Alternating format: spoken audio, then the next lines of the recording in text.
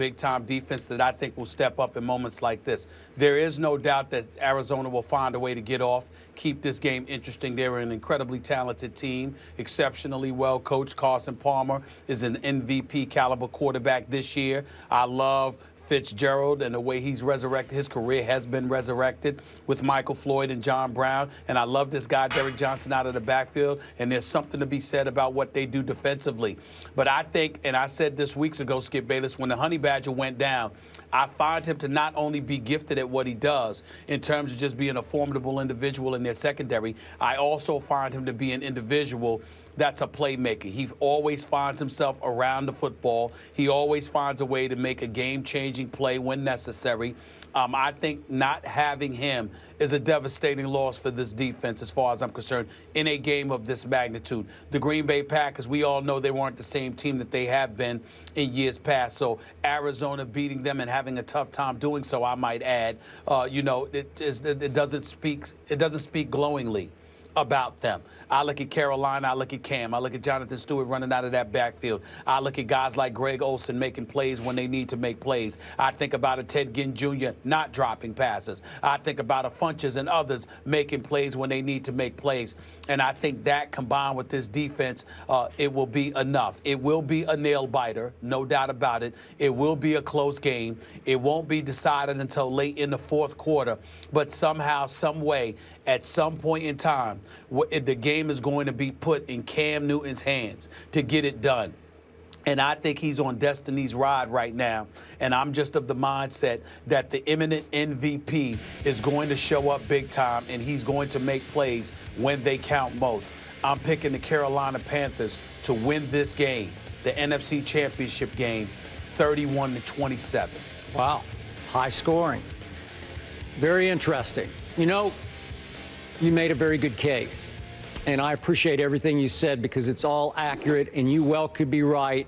It has been Cam Newton's year, breakthrough year, and it would be fitting and be pretty predictable if he made the play to win the game, to get to the game, the ultimate game. And yet, I must be honest with you, I was leaning that way all week until last night when I took a little time to study this game. And I must tell you, and I'm not just doing this to pick against you, the harder I looked at this game, the closer I looked at the numbers, the more I liked the Arizona Cardinals. Really? I just couldn't get it out of my head. I said, I'll sleep on it. I'll see how I feel like when I wake up. And when I woke up, I said, I'm going to go with the upset here, because I don't think it'll really be an upset. I really believe that Arizona is a little better team than Carolina, just a little better team. Despite everything you just said, I just believe that Arizona has played in Carolina's shadow all year long. And finally, right on schedule, I believe Arizona will emerge from that shadow and right into the Super Bowl spotlight. And Stephen A., the reason I say that is because I think I know I got misled. I can't speak for everybody else. But what happened last Saturday night at Arizona, I think, was misleading, because I tweeted about it, so I'm not being a hypocrite about this. It looked like everybody on the team except for Larry Fitzgerald was playing not to lose. And for sure, Carson Palmer played tight and nervous. And Bruce Arians said earlier this week, he definitely was playing not to lose. But as we all know, overtime, they win the flip. Carson Palmer finally escaped, and this is the operative word because they all escaped. He escaped from the pocket, flipped it across field to Larry Fitzgerald out in the flat, who then escaped for 75 game-turning yards. And Arizona escaped with a win that took all the pressure off Arizona. They were supposed to beat the prohibitive underdog Green Bay at home. Now, they're not supposed to win at Carolina. So all of a sudden, the heavens have opened, and I believe all the pressure is now on the home team. Not on Cam, because he said a couple days ago he doesn't feel any pressure, he doesn't feel nervous, and I believe that 1,000%. I'm wondering about the rest of his teammates. That's who I'm wondering about. Are they going to wake up on Sunday morning, and some of them will start to realize, wait a second, we're just like 3 hours away from the Super Bowl, and they're at home, and most people expect them to win because they should win. And here comes a team in Arizona that was the best road team in football all year. Now, both Carolina and Arizona had a 7-1 road record. But if you look at the numbers Arizona put up on the road, they're just staggering. They outscored their opposition by 112 points. They had by far the most yards, passing yards, points on the road. And as we all know, they went up to Seattle when I least expected it and put a 39-32 number on them. They're really good on the road with no pressure. So here we have Carson Palmer, and by the way, he was also, like Cam, a #1 pick in the draft. He won a Heisman Trophy, so he's got a little pride going. He ran away with QBR this year, just ran away. You could make a case he lapped the field in overall QBR. Well, that's pretty good. And then you mentioned David Johnson. He was very quiet against Green Bay. I thought Green Bay's defense really came to play last Saturday night. He had 78 combined yards. I'm talking about a third-round pick rookie from Northern Iowa, I'm sorry. And yet, if I look back at what happened in weeks 13 through 17, David Johnson led the NFL in yards from scrimmage with 658. Well, I'm going to guess that last Saturday night was a little bit of an aberration. I think he'll be a big factor in this game. I'm going to throw this at you. Our ESPN Football Power Index still has Arizona rated as the best team left in the tournament. To win the Super Bowl, it's Arizona. Now, again, because of home field advantage, the point spread is now, is it still 3, I guess, -3? It's still 3, yep. Carolina -3. But our FPI, which I have a lot of respect for because it's been scarily accurate all year long, it's saying, wait a second, timeout to me. Arizona's the best team by far. It gives them a 9.5 rating, the Patriots a 7.2, and Carolina a 7.0 rating. So the Football Power Index says timeout. Arizona is that good. Now I'll throw one last thing at you. Remember, a year ago, a lot of these veteran Arizona Cardinals got to go play a playoff game at Carolina. Unfortunately, it was with Ryan Lindley at quarterback, and they had a grand total of 78 yards on offense. But I will remind you, at halftime, Arizona led 14-13. So you have a lot of veterans on the team who had some good vibes from that game. Like they did some good things. Then Cam took over in the third quarter, hit Fozzie Whitaker with a 39-yard touchdown, and then they drove it down. He flipped it to Tolbert for a 1-yard touchdown, and the game broke open. Wasn't really a rout, but they pulled away by those 2 touchdowns. Okay, so what? I give that slight advantage actually to Arizona, and then you've talked about the defenses and no Honey Badger.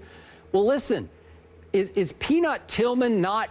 He's not now, but didn't he used to be the Honey Badger? Wasn't he the best ball hawk cornerback in the National Football League? And again, he's up there in age, but he was having a really good year for them, and he's gone. And Ben Wickery, his substitute, his fill-in, was gone.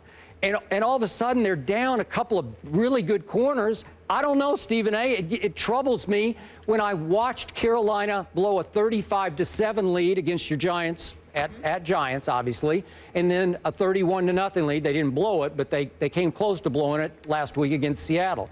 That troubles me to the point where I'm saying, I got to go with the visiting team. I'm going to go not quite as high. I'll go 28-24 Arizona.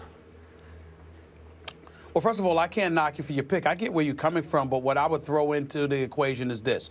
First of all, I don't knock you because that's my primary concern with Carolina, that corner spot, because now you've got Robert McClain starting in place. He's a third stringer, essentially, because you know Josh Norman's going to handle his business, but you're going to need some help on that other side of the field. But I'm thinking about Roman Harper. Okay, I'm thinking about Kurt Coleman. I'm thinking about Kawan Short, Shaq Thompson, and these boys. I mean, I like what I'm seeing from them. Charles Johnson, rather.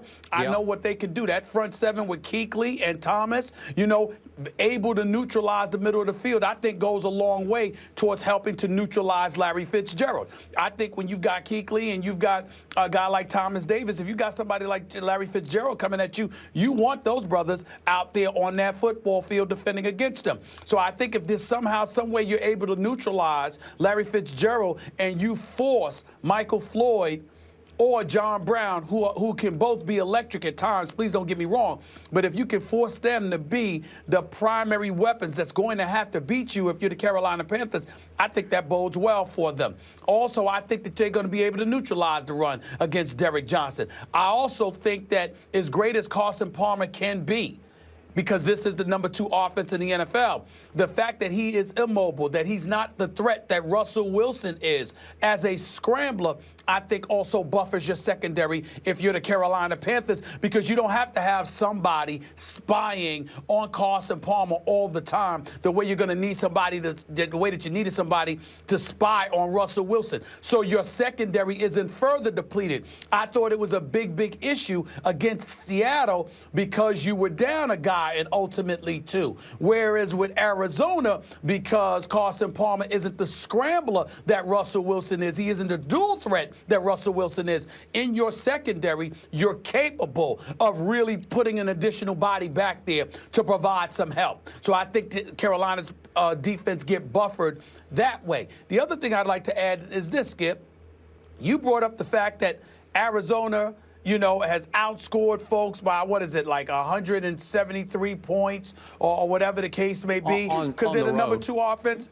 That's right. They're on the road. They're the number 2 offense in the game. They are. Well, the number 1 offense in the game Carolina. is the Carolina Panthers. And by the way, they've scored 192 more points. They scored 500 points this year. Yeah. They've given up 308. So I look at it from that perspective, and I'm like, whatever you got, I can come right back at you with Carolina. So then what the ultimate nugget is this.